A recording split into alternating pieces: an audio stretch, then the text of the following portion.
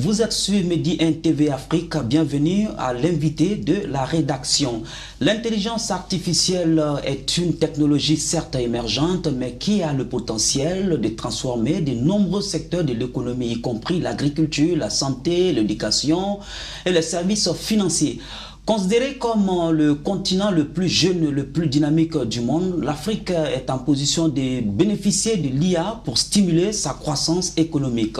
L'intelligence artificielle, quel enjeu pour le développement en Afrique? C'est le sujet de cet entretien que nous aurons tout à l'heure avec notre invité, Hamid Barry. Bonjour, vous êtes CEO de Skeltech. Exactement. C'est quoi Skeltech déjà? Si vous voulez, Skeltech, c'est une compagnie RegTech. On utilise la puissance de l'intelligence artificielle pour résoudre les problèmes de conformité pour les institutions financières et les régulateurs en Afrique. Très bien. Comment l'intelligence artificielle peut-elle répondre aux défis uniques du développement en Afrique selon vous, notamment dans le domaine de la santé, l'agriculture et l'éducation? C'est une très belle question.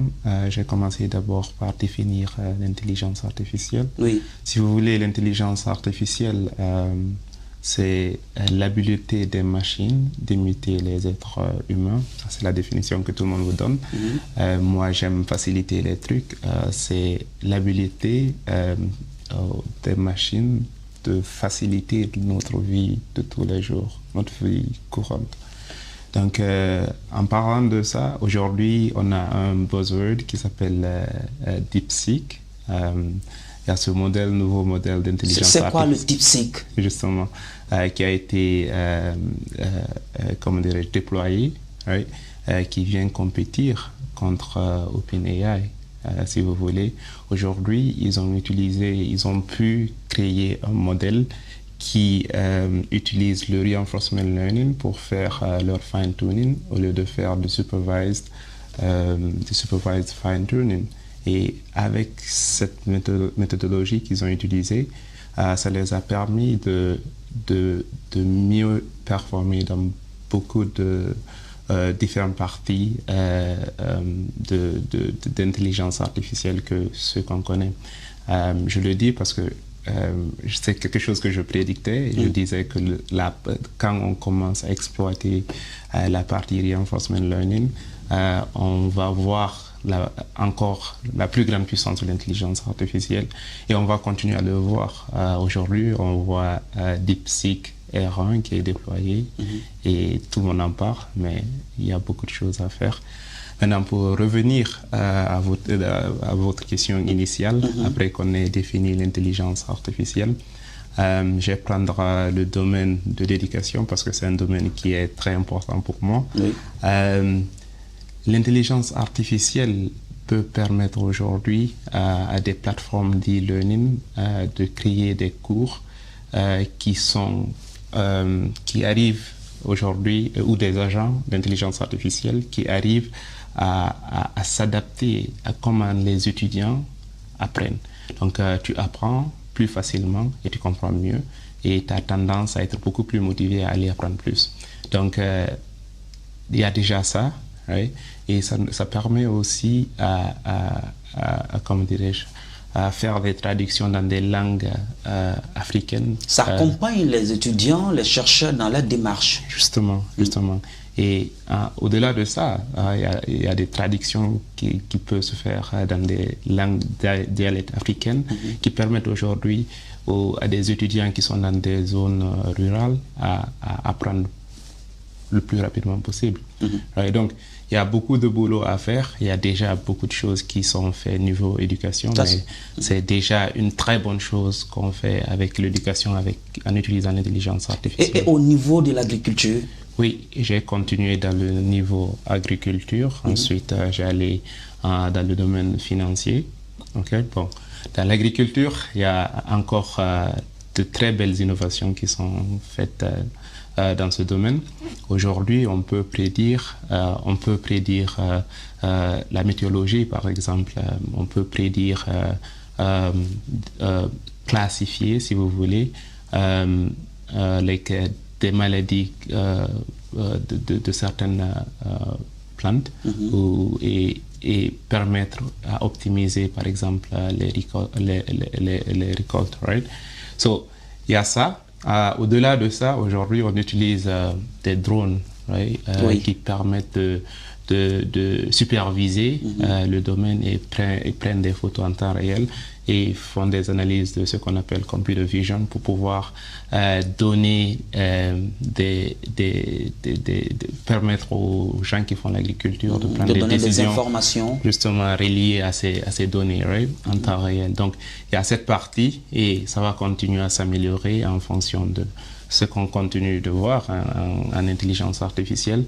Maintenant, j'ai passé sur le domaine des services financiers. Il y a beaucoup de boulot qui est fait là. J'ai commencé par la partie fraude. Okay.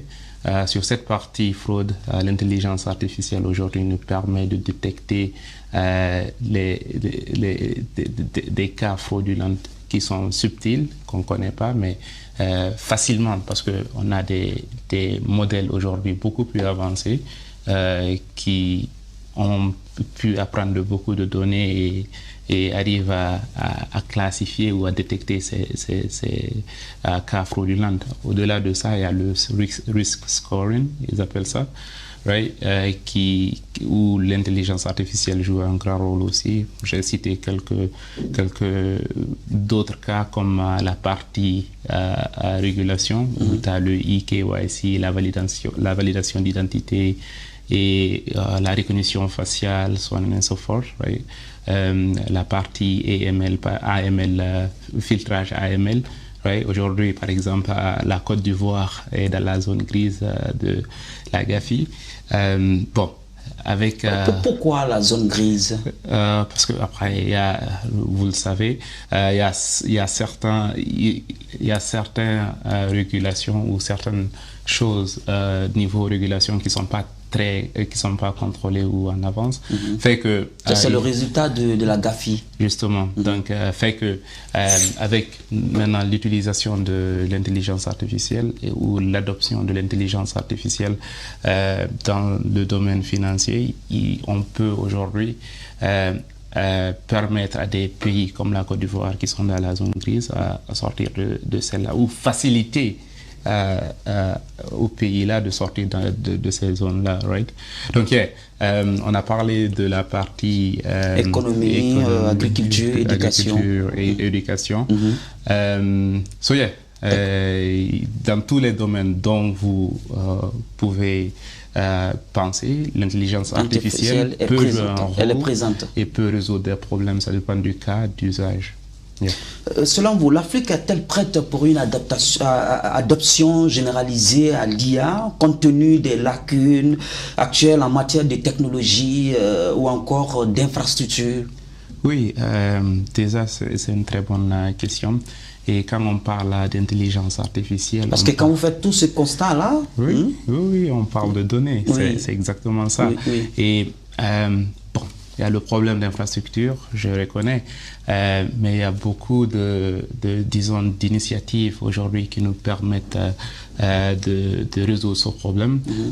J'ai commencé par exemple à parler de la pénétration mobile. Aujourd'hui, on a autour de 46% de pénétration mobile, d'après l'AGS EMA. Right?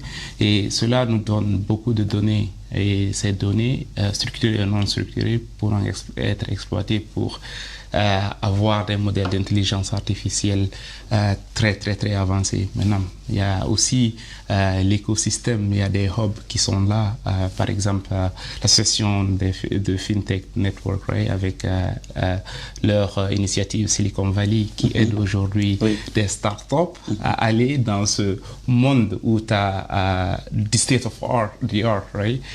Des personnes qui innovent dans ce domaine, qui ont fait beaucoup de boulot et des cas d'usage qui sont déjà là dans l'environnement, right? Donc, ça te permet de voir de grandir si tu veux et encore comprendre mieux, right? Donc, il y a ça, il y a les écosystèmes qui sont là. Et il y a la dernière partie, c'est que les grandes compagnies comme Google, IBM, Microsoft, ils comprennent que l'Afrique est jeune. et ils savent que l'Afrique c'est le futur. Donc ils commencent déjà à venir à investir sur l'éducation, éduquer les jeunes à comprendre mieux ce qu'est l'intelligence artificielle. Et oui, pour répondre à votre question, on est dedans et on est le futur. D'accord. L'IA peut créer de l'emploi pour la jeunesse africaine ou va-t-elle éliminer? C'est une très belle question.